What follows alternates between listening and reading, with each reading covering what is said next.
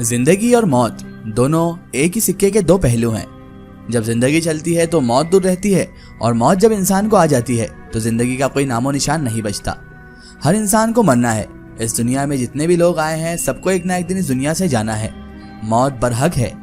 जब तक इंसान जिंदा रहता है तब तक ही उसे घमंड रहता है अपनी जायदाद पर, अपनी दौलत पर, अपनी शोहरत पर, अपनी इज्जत पर। नहीं पता इंसान की जिंदगी भी क्या चीज है। लाखों करोड़ों साल से हमारा पृथ्वी है, लाखों साल से जीवन है। न जाने कितने सुरमा आए और दुनिया छोड़कर चले गए, न जाने कितने दौलतमंद आए, न जाने कितने बादशाह आए, लेकिन वो दुनिया छोड़कर चले गए। पता नहीं कितने लोगों ने कितना पैसा कमाया, दुनियाओं पे राज किया, देशों पर राज किया, लेकिन एक दिन वो भी मौत को गले लगा ही लिए। पता लगा पाना भी बहुत मुश्किल होगा कि किसे कहाँ जलाया गया या किसे कहाँ गाड़ा गया। लाखों साल से 60-70 साल निकाल दो या उसे जोड़ दो, कोई फर्क नहीं पड़ता। एक इंसान की आयु क्या हो सकती है? बस इतना, मात्र आधा या 1 घंटे में इंसान अपने गुजरे हुए कल को याद कर लेता है। पर इतनी छोटी आयु होते हुए भी किसी के अंदर इतना घमंड कैसे आ जाता है कि कोई इंसान राक्षसी प्रकृति में आ जाता है। हम धर्म ग्रंथ पढ़ते हैं कि राक्षस होते थे, पर आज भी उनका अस्तित्व है। वो आज भी इंसान के अंदर जिंदा है। अब किसी राक्षस को खोजने की जरूरत नहीं है, वो हमारे बीच ही है। इंसान सब कुछ जानता है, पर जानते हुए भी इंसानियत को भूल जाता है। जो भी इस दुनिया में जिंदा है उसे एक ना एक दिन मरना जरूर है। मरकर कहीं शमशान घाट जाए या फिर कब्रिस्तान, लेकिन उसे मरना जरूर है। शरीर जमीन से बना है, मिट्टी से बना है और मिट्टी में ही मिल जाएगा। आत्मा हवा से बनी है और हवा में मिल जाएगी। एक को बर्बाद हो जाना है और दूसरे को अनंत काल तक भटकना है। यही जीवन का अस्तित्व है। इंसान को मिट्टी से बनाया गया है और उसे मिट्टी में ही मिला दिया जाएगा, और वो भी इसलिए है कि अगर इंसान को मिट्टी में ना मिलाया जाता तो वो तकब्बुर और घमंड में इस कदर रहता जो आज भी नहीं है। आज भी लोग मिट्टी में मिलने के बावजूद इतना तकब्बुर और घमंड करते हैं, तो सोचिए अगर मालिक इन्हें वो ताकत देता कि अगर ये जिंदा रहते हमेशा तो ये लोगों का क्या हाल करते। बुरे आदमी की आत्मा भी बुरी ही होती है, उसे बहुत कष्ट होता है।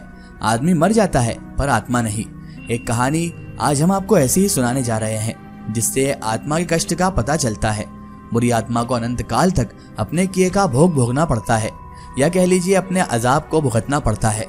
क्योंकि हर धर्म में जहाँ अच्छों के लिए अच्छा फल है वहीं बुरों के लिए सजा मौजूद है, चाहे वो कोई भी मजहब, कोई भी धर्म, कोई भी रिलीजन हो। बहरहाल शुरुआत करते हैं हम कहानी की। एक बार की बात है, किसी गांव में एक कब्रिस्तान था जहां पर मुर्दों को दफनाया जाता था। कब्रिस्तान के गांव के पास ही था। उस कब्रिस्तान के पास ही खाली जगह भी थी, जिस जगह पर गांव के बच्चे शाम के समय खेलते थे।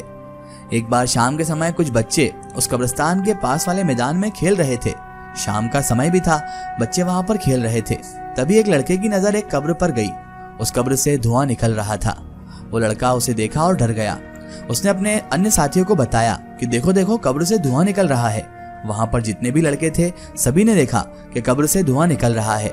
जितने भी लड़के वहां खेल रहे थे सभी डर गए, क्योंकि डरते क्यों ना, एक कब्र जो सालों साल पहले दफन की गई हो या फिर जो भले ही कुछ दिनों पहले दफन की गई हो, लेकिन उससे धुआं निकलना कोई आम बात नहीं थी, और वो भी इन बच्चों के लिए। इसलिए सारे के सारे बच्चे इस बात को देखकर डर गए और डर के मारे वहां से भागने लगे। वे सभी भागकर अपने अपने घर चले गए और ये बात घर के लोगों को भी बताई। पहले तो किसी को यकीन नहीं हुआ। लोग सोचे कि यह बच्चों की शरारत हो सकती है, पर किसी ने कब्रिस्तान के पास जाकर देखा तो यह बात सच निकली। पहले लोग बच्चों की शरारत समझ रहे थे, लेकिन जब बड़े इंसान ने भी जाकर कब्रिस्तान के पास देखा तो सच में कब्र से बहुत ही ज्यादा धुआं निकल रहा था। तुरंत ये बात पूरे गांव में फैल गई। आपको पता ही है कि बात कितनी जल्दी फैलती है। अगर कोई अफवाह भी हो तो वो भी इतनी जल्दी फैलती है कि मानो किसी ने हवा में वायरस छोड़ दिया हो। और ये तो फिर पक्की खबर थी, इसे तो फैलना ही था। पूरे गांव में अब ये खबर फैल गई कि कब्र के अंदर से धुआं निकल रहा है। गांव के लोग कब्रिस्तान के पास आकर देखने लगे। सभी ने देखा कि कब्र के अंदर से धुआं निकल रहा है। उस कब्र के पास बहुत ही जल्दी भीड़ जमा हो गई। जितने मुंह उतनी बात होने लगी। कोई इसे खुदा का करिश्मा मान रहा था तो कोई इसे अजाब मान रहा था। किसी के कुछ समझ में नहीं आ रहा था। तभी किसी ने उस गांव के मस्जिद के इमाम को बुलाया। इमाम साहब कब्रिस्तान के पास आए। उन्होंने भी कब्र को देखा। थोड़ा देर तक देखने के बाद इमाम साहब बोले, यहाँ पर कब्र का अजाब हो रहा है। कब्र इसके अंदर लेटे हुए आदमी पर अजाब कर रही है, उसे तड़पा रही है। मरे हुए आदमी को उसके गुनाहों की सजा मिल रही है। गांव के लोग बोले कि आखिर में ऐसा क्या हो गया होगा कि इस आदमी पर कब्र का अजाब इतना ज्यादा हो रहा है कि इसकी कब्र से धुआं निकल रहा है। ये बात तो इमाम साहब भी नहीं बता सके थे कि इसने जीते जी ऐसा कौन सा गुनाह कर दिया जिसके कारण कब्र का अजाब हो रहा है। इमाम साहब बोले कि ये बात तो इसके घर वालों से पूछना पड़ेगी कि इसने ऐसा कौन सा गुनाह कर दिया जिसके कारण कब्र का अजाब हो रहा है। कब्र अभी नहीं थी, कुछ दिनों ही पहले इस कब्र के अंदर किसी को दफन किया गया था। गांव के लोग जानते थे कि ये कब्र किसकी है। गांव के लोग उस बंदे के घर पर चले गए जिस घर का कोई मरा था और उसके वहां पर उसे दफन किया गया था। गांव के लोग जब उस घर में पहुंचे तो देखा कि घर में सिर्फ एक बूढ़ी औरत मौजूद है जो अपने घर के आंगन में बैठकर पुराने कपड़े सी रही है। औरत बहुत ही बूढ़ी थी। गांव के लोग उसके पास पहुंचे और बोले कि आपके बेटे की कब्र से धुआं निकल रहा है, ऐसा कौन सा गुनाह कर दिया कि कब्र का अजाब उस पर इतना ज्यादा सख्त हो रहा है। अपने बेटे का नाम सुनते ही बूढ़ी औरत रोने लगी। वो अपने बेटे की कब्र तक आ गई। अपने बेटे की कब्र को देखकर जोर जोर से रोने लगी। आखिर माँ का दिल तो माँ का ही दिल होता है, चाहे औलाद ने उनके साथ कितना भी कष्ट दिया हो, चाहे औलाद ने उन्हें कितने भी दुख तकलीफ दी हो, लेकिन माँ अपने बच्चे को कभी तकलीफ में नहीं देख सकती।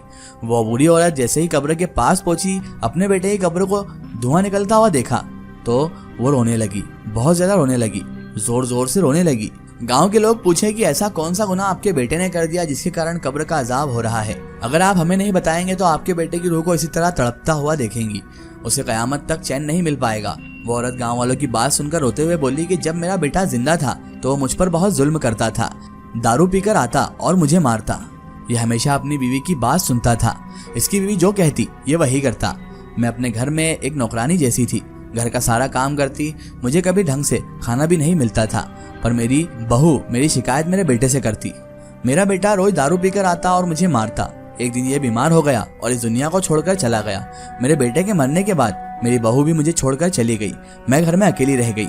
उस बूढ़ी औरत की बात सुनकर गांव वालों को पूरा माजरा समझ में आ गया, क्यों इसके कब्र पर अजाब हो रहा है और क्यों बंदा इतना ज्यादा तड़प तड़प कर अपना अजाब भुगत रहा है। गांव वाले उस बूढ़ी औरत से बोले कि जो हुआ सो हुआ, पर इसकी रूह अभी बहुत कष्ट में है, किसी तरह इसे छुटकारा देना पड़ेगा। तब इमाम साहब बोले कि इसने जो गुनाह किया है वो माफी के काबिल नहीं है। इसने एक माँ का दिल दुखाया है। माँ के कदमों के नीचे जन्नत है और ये जन्नत पाने में नाकाम हो गया। पर माँ तो माँ होती है। बच्चे जितने भी गुनाह कर ले, जितने भी माँ बाप का दिल दुखा लें, पर माँ बाप कभी अपने बच्चों को बद्दुआ नहीं देते हैं। माँ की दुआ अपने बच्चे पर लगी रहती है। आप भी दुआ कीजिए कि कब्र का अजाब खत्म हो जाए। आप अपने बेटे के गुनाह को माफ कर दीजिए। इमाम साहब की बात सुनकर वो बूढ़ी माँ बोली कि मेरी दुआ तो हमेशा मेरे बेटे के साथ है, चाहे वो मुझ पर कितना भी जुल्म कर ले, मैं कभी भी उसे बद्दुआ नहीं दे सकती हूँ। वो बूढ़ी औरत खुदा के आगे हाथ उठाकर दुआ मांगने लगी कि मेरे बेटे ने जो भी गुनाह किया है उसे बख्श दे, या परवरदिगार उसने जो भी दुख मुझे पहुंचाया है उसे बख्श दे, या खुदा मेरी दुआ कबूल फरमा ले। माँ ने जैसे दुआ मांगी उस कब्र से धुआं निकलना बंद हो गया। कब्र का अजाब खत्म हो गया। गांव के सभी लोगों ने चमत्कार देखा। खुदा की इबादत और माँ की दुआ का असर सभी ने देखा। माँ दुआ कर दे तो जहन्नम के शोले उसकी औलाद को छू भी नहीं सकते हैं। माँ की दुआ में बहुत असर होता है। गलती से भी माँ का दिल नहीं दुखाना चाहिए। अगर माँ नाराज हो जाए और बद्दुआ दे दे तो पूरी जिंदगी नर्क बन जाती है।